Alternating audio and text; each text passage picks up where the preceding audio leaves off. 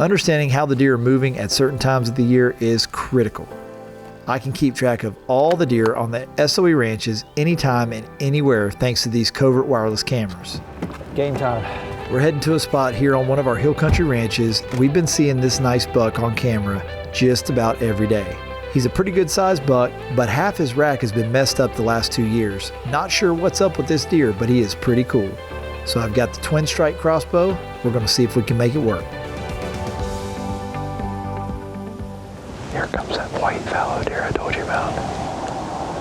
They're just an odd looking animal.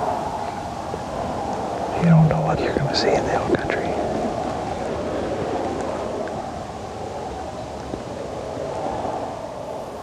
We got up here because this deer's been showing on the camera like clockwork. Nothing. It just shows you. Even down here in Texas, when you think you got them predictable, you don't know what whitetails are gonna do. Nothing you can do.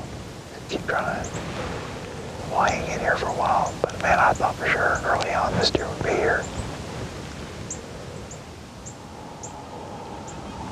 We just had a mature buck come in here. He's right here behind these trees. I don't know where he came from. I just looked down and he was walking in. He's right here, 20 yards. That's a different deer.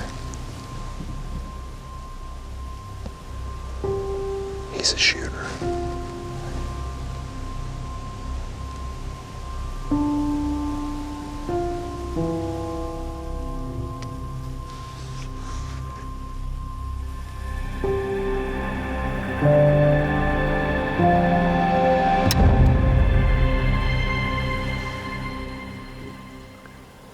He didn't make it very far. I just heard him crash right there. This is a pretty cool crossbow. Nice thing about this thing is I don't have to recock it. I got my second shot ready to go. All I'd have to do is go to the second trigger and shoot. My top rail was expandable, my bottom rail was fixed blade. Truco Titanium X broadheads, the fixed and the expandable, they all flew the same, so I figured I'd light him up with that big 2-blade. He didn't even know what happened. Did you see that big old spark when I shot through him? Hit a rock. Probably ricocheted into the next world, but he didn't tote it very well because maybe 5-6 seconds after I shot him, he crashed. It didn't take long. That is not the buck we came here looking for, but it's another mature buck. All right, let's get out of here. Man, how about that? Not bad. Beautiful 8-point here. Hill country deer. So these aren't as big as our South Texas deer. We're up in the hill country on our hill country ranches. And guys ask me all the time, what's the difference between hill country and South Texas? Hill country deer are just not near as big. I mean, look at the body of this deer, much smaller than the South Texas deer. And then also the antlers, they don't have near the high protein browse and brush up in this part of the world. But in the hill country, there are a ton of deer. The population is just insane and the hunting's great and it's beautiful country. I mean, this place, you got a mountain right behind the stand there. I mean, it's pretty awesome. I think it's the prettiest part of Texas, but man, beautiful buck. I'm tickled to death with him. Doesn't get any better. If you want a great hunt here in Texas, love to have you. Give us a call here at SOE Hunts. We can put you on some great Texas deer, that's for sure. I'm pretty excited about this one. Good mature buck. Get him tagged up out of here, cut him up, and we got some more camp meat.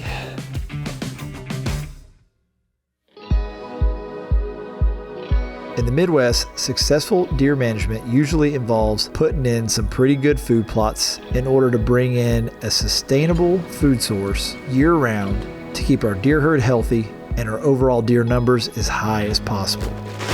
In Texas, totally different. There's very little rain where we live, so the soil is very dry and it's hard to get anything to grow unless you have irrigation.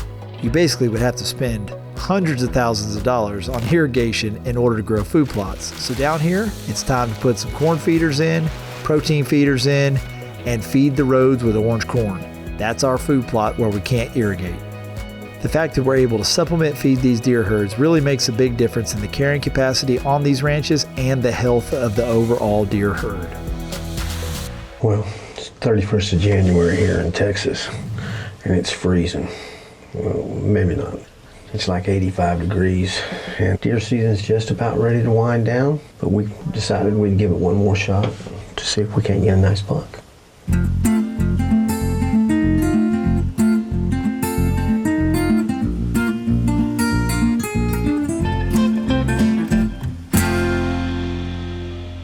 Right there, right there. That's him. He's got to come through that triangle right there.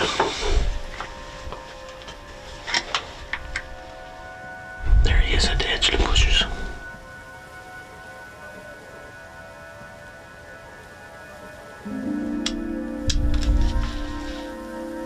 He's walking out right now.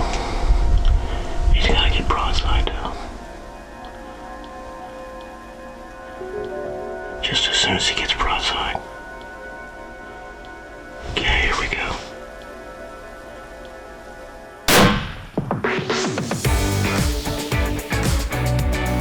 When you hit him with a Savage and a 6.5 Creedmoor, using the right normal bullet, it levels them. Just as soon as I squeezed that trigger, he went dirt nap city. I tell you, it's not bad for getting just a one afternoon hunt because only had a couple hours to play, and sometimes that's all it takes. So don't ever not go hunting, even though if you only got an hour. Be in the woods, be where it's at. Look at this animal. Look at him. Is this unbelievable or what? South Texas, I tell you what, it don't get much better than this right here. It's almost like an Illinois deer as far as the mass goes.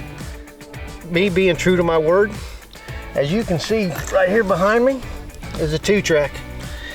Like Uncle Randy always says, if you can't drive to them, they don't need to be shot. And I believe I can drive to this one.